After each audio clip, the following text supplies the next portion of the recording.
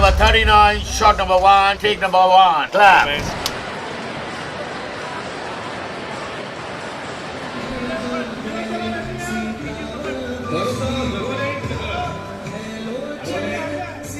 And action!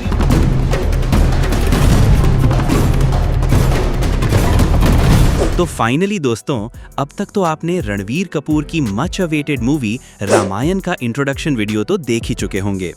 और अगर आपने अभी तक इसे नहीं देखा है तो आपको ये वीडियो एक बार जरूर देखना चाहिए, क्योंकि ये सिर्फ वीडियो पूरी आदिपुरुष फिल्म से लाख गुना अच्छी है। और आप ये सोचने पे मजबूर हो जाएंगे कि जब इसके मेकर्स ने सिर्फ इस इंट्रोडक्शन वीडियो में ही इतनी मेहनत, डिटेलिंग और थॉट्स दिखाई है, तो जरा सोचिए कि पूरी फिल्म कितनी भव्य और एंटरटेनिंग होगी। और अगर सब कुछ ऐसा ही रहा तो जो कलंक आदिपुरुष ने बॉलीवुड पे लगाया है वो ये फिल्म यूं ही मिटा देगी, जिसे देखने के बाद आप आदिपुरुष के मेकर से ये कहना जरूर चाहोगे। आराम से देख, आराम से देख, आराम से देख, आराम से देख। बाकी आज मैं आपको इस वीडियो में इस मूवी के कुछ इंटरेस्टिंग फैक्ट्स के बारे में बताने वाला हूं, जिसे शायद आप नहीं जानते होंगे। सो ये वीडियो बहुत ही इंटरेस्टिंग होने वाला है। आपसे रिक्वेस्ट है कि आप इस वीडियो को अंत तक जरूर देखिए। नंबर 1, जैसा कि हम सब जानते हैं कि ये फिल्म हमें 2 पार्ट्स में देखने को मिलेगा। इसका फर्स्ट पार्ट दिवाली 2026 और सेकंड पार्ट दिवाली 2027 में रिलीज होगा। पर क्या आप जानते हैं कि इसके फर्स्ट पार्ट में हमें क्या-क्या देखने को मिलेगा?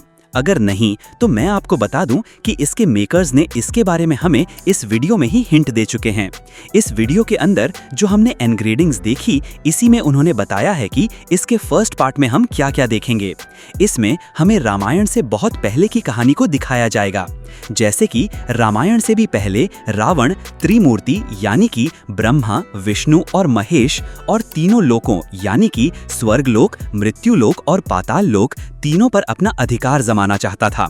और उसका उद्देश्य था कि वो स्वयं को देवताओं से भी ऊपर साबित करे और संपूर्ण ब्रह्मांड पर राज करे।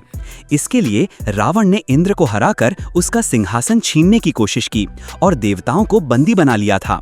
पृथ्वी लोक पर कई राजाओं को अपने अधीन कर लिया था और लंका को अपराजेय बना दिया था और पाताल लोक के कई असुरों को भी अपने अधीन कर लिया था। और इसीलिए हमें इस इंट्रोडक्शन वीडियो के स्टार्टिंग में ही ये ब्रह्मा, विष्णु और भगवान शिव को दिखाया गया है, क्योंकि ये ही तीनों लोकों के स्वामी हैं। और फिर इसके बाद हमें एनग्रेविंग्स के थ्रू राम जी को धनुष उठाते हुए दिखाया जाता है, माँ सीता और हिरण दिखाया जाता है, और फिर इसमें हमें रावण और जटायु के बीच हुए फाइट को दिखाया जाता है। इट मीन्स इसके फर्स्ट पार्ट में हमें सीता हरण तक की कहानी को दिखाया जाएगा और फिर ये फिल्म यहीं पे खत्म हो जाएगी। नंबर 2, जैसा कि हम लोग जान ही चुके हैं कि इस मूवी में रणवीर कपूर भगवान श्री राम के रोल में दिखने वाले हैं।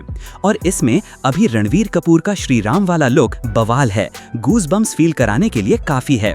और कुछ लोग रणवीर कपूर को श्री राम के रोल में परफेक्ट मान रहे हैं, पर कुछ लोग रणवीर कपूर एज श्री राम जरा भी पसंद नहीं आ रहे हैं, जिसका कारण ये है कि और उनका कहना है कि एक बीफ खाने वाला आदमी श्री राम का रोल कैसे कर सकता है। और उन्हें लगता है कि इस मूवी में श्री राम का रोल रामचरण को करना चाहिए था, क्योंकि वे ऑलरेडी RRR में श्री राम का रोल कर चुके हैं। और सेम यही साई पल्लवी के साथ भी हो रहा है, जो कि इस फिल्म में माँ सीता का रोल कर रही हैं, क्योंकि इन्होंने भी अपने एक इंटरव्यू में ये कह दिया था कि पाकिस्तानी लोगों के लिए इंडियन आर्मी टेररिस्ट है एंड इंडियन आर्मी और पाकिस्तानी आर्मी में कोई फर्क नहीं है। और इसी के बाद से कुछ लोग साई पल्लवी को भी माँ सीता के रोल में नहीं देखना चाहते हैं और ऐसे ऐसे मीम्स बना रहे हैं, जिसे देखने के बाद कुछ हद तक लगता है कि ये मीम्स सही हैं। बड़ी दुविधा थी, फिर हमने सोचा हटाओ यार, मटर पनीर पे कंसंट्रेट करो। बाकी आपको क्या लगता है, आप मुझे कमेंट में जरूर बताइए। और अब आप ये जानकर चौंक जाएंगे कि रणवीर कपूर एज श्री राम और साई पल्लवी एज माँ सीता मेकर्स के पहले पसंद नहीं थे। यहाँ तक कि यश भी रावण के रोल के लिए मेकर्स के पहले पसंद नहीं थे। मेकर्स सबसे पहले श्री राम के रोल के लिए महेश बाबू को कास्ट करना चाहते थे, बट महेश बाबू ने इस फिल्म को राजा मौली की फिल्म SSMB 29 के लिए मना कर दिया और फिर तब श्री राम के रोल के लिए रणवीर कपूर को कास्ट किया गया। और माँ सीता के रोल के लिए मेकर्स सबसे पहले आलिया भट्ट और दीपिका को कास्ट करना चाहते थे, बट ये दोनों ने भी इस फिल्म में काम करने से मना कर दिया और फिर इस रोल के लिए कई सारे ऑडिशन लिए गए, जिसमें श्रीनिधि शेट्टी ने भी ऑडिशन दिया था। बट एट द एंड इस रोल के लिए साई पल्लवी मेकर्स को परफेक्ट लगी और लंकापति रावण का रोल सबसे पहले ऋतिक रोशन को ऑफर किया गया था, पर उन्हें ये लगा कि लोग उन्हें नेगेटिव रोल में पसंद नहीं करेंगे और इसीलिए ऋतिक रोशन ने इस फिल्म में रावण का रोल करने से मना कर दिया। और अगर सब कुछ सही चलता तो जयदीप अहलावत भी इस फिल्म में विभीषण के रोल में नजर आते, बट टाइमिंग मैच ना होने के कारण इन्होंने भी इस रोल को करने से इनकार कर दिया। टाइम चाहिए था जिसमें कर सकते थे, क्योंकि विभीषण के साथ रावण का होना जरूरी है। तो दो एक्टर्स की शायद आई एम श्योर रावण की डेट से ज्यादा इम्पोर्टेंट है।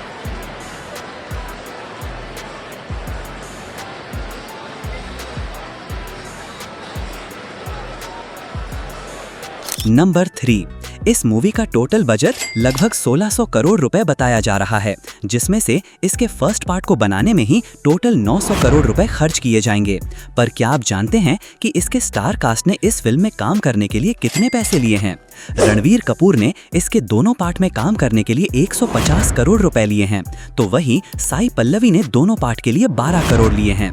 रवि दुबे, जो कि इस मूवी में लक्ष्मण का रोल करने वाले हैं, उन्हें इस रोल के लिए टोटल 4 करोड़ दिए गए हैं। और KGF स्टार यश, जो कि इस मूवी में रावण का रोल करने वाले हैं, हालांकि इस मूवी के फर्स्ट पार्ट में यश एज रावण सिर्फ 15 मिनट के लिए ही दिखेंगे, पर ये 15 मिनट ही हमारी जिंदगी के बेस्ट 15 मिनट होंगे, क्योंकि यश रावण के रोल के लिए काफी सीरियस हैं एंड वी ऑल नो कि वो डिलीवर भी उसी तरह से करेंगे, क्योंकि रावण एक वायलेंट आदमी था।